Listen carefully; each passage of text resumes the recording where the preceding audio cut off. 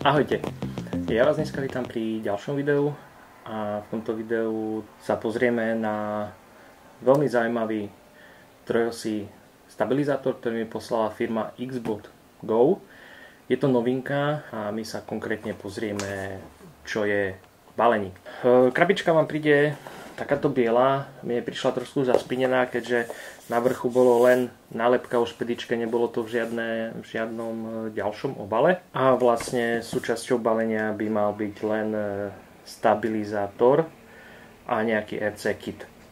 Tak my sa pozrieme, čo vlastne obsahuje, a podľa toho, ako je tu napísané, že vlastne v boxe je gimbal, ovládač diaľkový, USB-C kabel, mini tripod, manuál a vrecko na celý stabilizátor, taktiež šnúrka.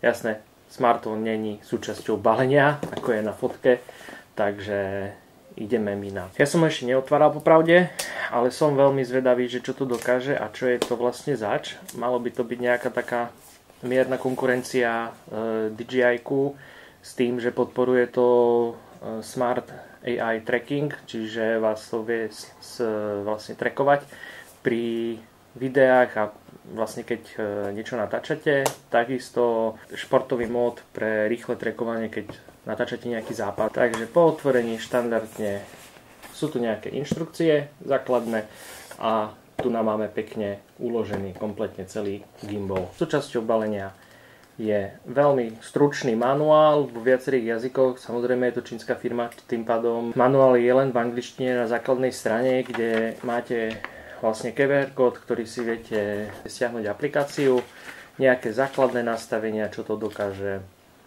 a hlavne ako umiestniť spomínaný telefón do ňoho a ako ho vycentrovať.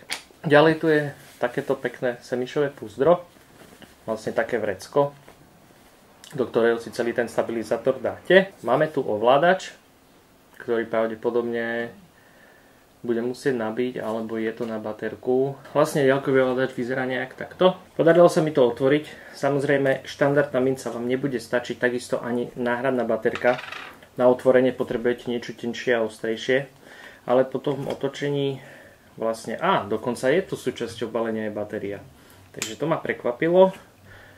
Jasne, je tu bezpečnostný slotik, ktorý len vyťahnete a vlastne malo by to začať fungovať. Takže po jeho zapnutí sa vám takto rozblíka pekne. Dole si prepínate mody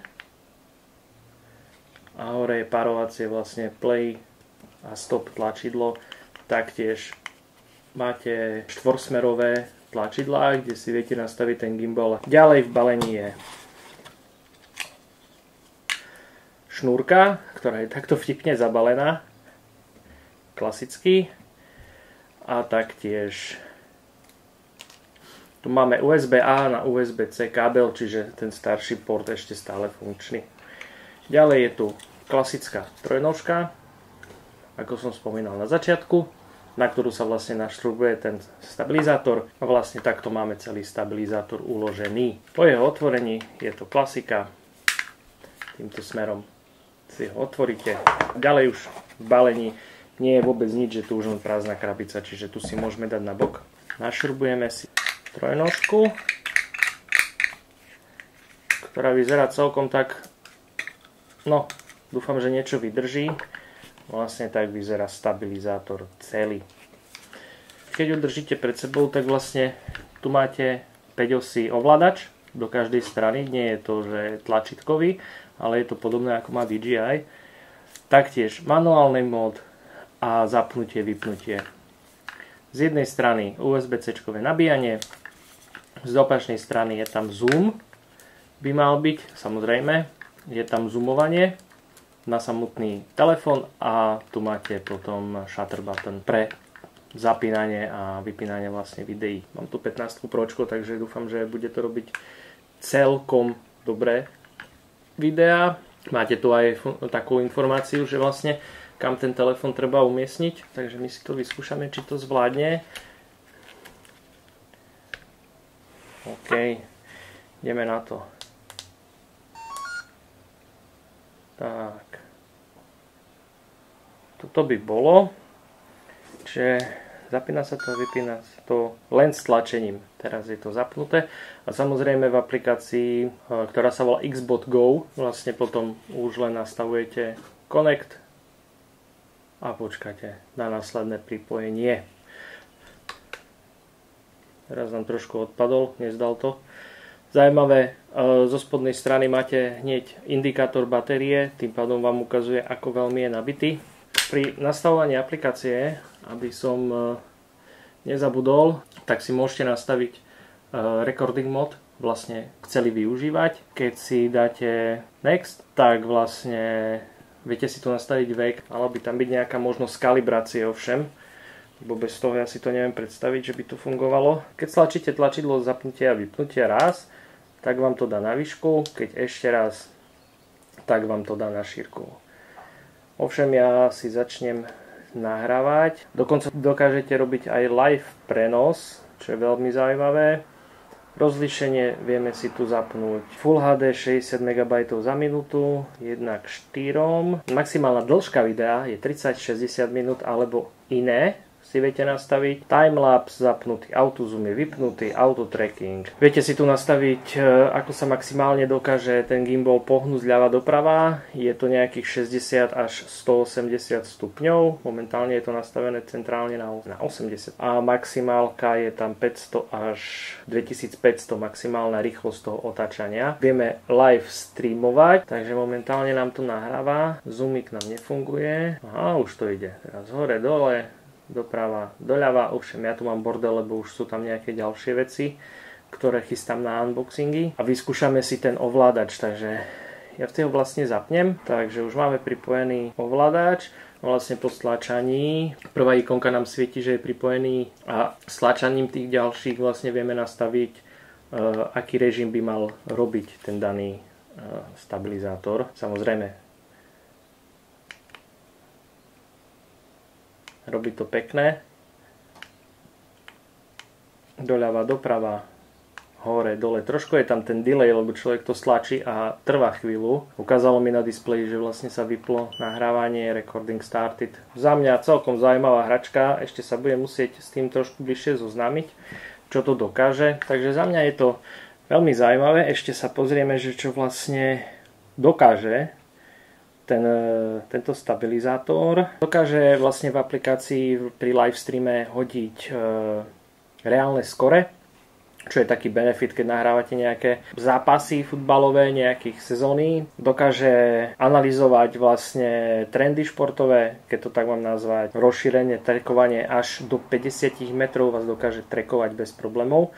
Čo sa týka balenia, toto balenie tak začína niekde na cenovke 269 €. Momentálne to majú v akcii až po maximálnu cenu, až po cenu 499 €, kde máte vlastne kompletné balenie, takisto aj veľký statív a menší statív, okrem tohto základného, alebo za 229 je čisto len gimbal bez ovládača.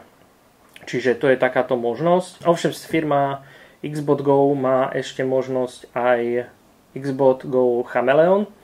Je to AI kamera, ktorá dokáže v reálnom čase taktiež trackovať a točiť videá v 4K dokonca. Toto má len rozlíšenie Full HD, čiže za mňa je to také už trošku out, keďže aj konkurencia ako je DJI, s ktorým to môžeme smelo porovnať, má lepšie možnosti nastavenia, ale verím, že firma Xbot Go do budúcna to napraví a bude viacej spolupracovať s nastaveniami telefónov, pre ktoré je to prioritne určené, keďže to nemá samostatnú kameru. Čo sa týka toho spracovania, je to klasický plast, za mňa veľmi príjemný. Celý ten dizajn je ako má DJI. Trošku tie tlačítka za mňa sú viacej také lacné, také plastovejšie, ale tak čo by ste chceli za stabilizátor za 230 €. Nehybe sa vám, ale vlastne keď si celé toto odmontujete, viete si to dať jednoducho takto do tašky, vlastne do toho vrecka, ktorý bol súčasťou balenia.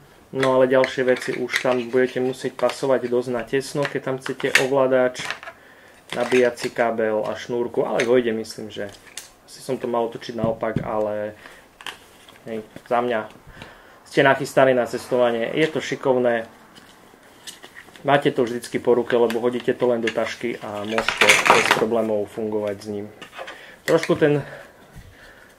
tá trojnožka, ten tripod je za mňa taký, vyzerá trošku lacne, aj keď to zacvaknem, tak je tam nejaká tá vôľa, nedrží to pekne ako pri konkurenčných výrobkoch, ale taktiež verím, že Xbot sa poučí a nejak to trošku vyladia.